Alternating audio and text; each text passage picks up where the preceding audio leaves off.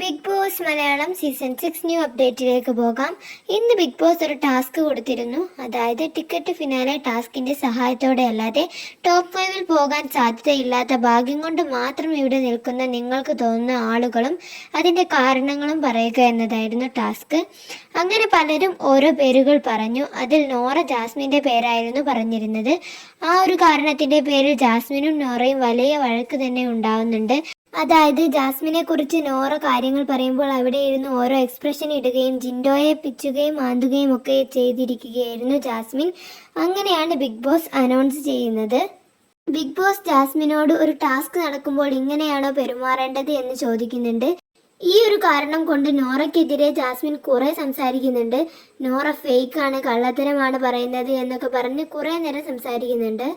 അതൊക്കെ കഴിഞ്ഞ് ടാസ്ക് കഴിഞ്ഞിട്ടും ഇവരുടെ വഴക്ക് അവിടെ നിന്നിട്ടില്ല. എന്നോട് ഇരുന്ന് സംസാരിക്കാൻ വേണ്ടി ഞാൻ നിന്നെ വെല്ലുവിളിക്കുന്നു, നിന്റെ എല്ലാ കള്ളത്തരങ്ങളും ഞാൻ പൊളിച്ചടക്കുമെന്ന് ജാസ്മിൻ നോറയോട് പറയുന്നു. അപ്പോൾ നോറ വെല്ലുവിളി സ്വീകരിക്കുന്നില്ല. നോറ തറയിൽ തന്നെ ഇരിക്കുകയായിരുന്നു. ജാസ്മിൻ വീണ്ടും വീണ്ടും പറഞ്ഞു. എന്നിട്ടും നോറ മൈൻഡ് ചെയ്തില്ല. ഇനിയൊരു വഴക്ക് എവിടെ വരെ പോകുമെന്നൊക്കെ നമുക്ക് നോക്കാം. അപ്പോൾ അടുത്തൊരു വീഡിയോയുമായി വരാം. സബ്സ്ക്രൈബ് ചെയ്യാത്തവർ സബ്സ്ക്രൈബ് ചെയ്യണേ.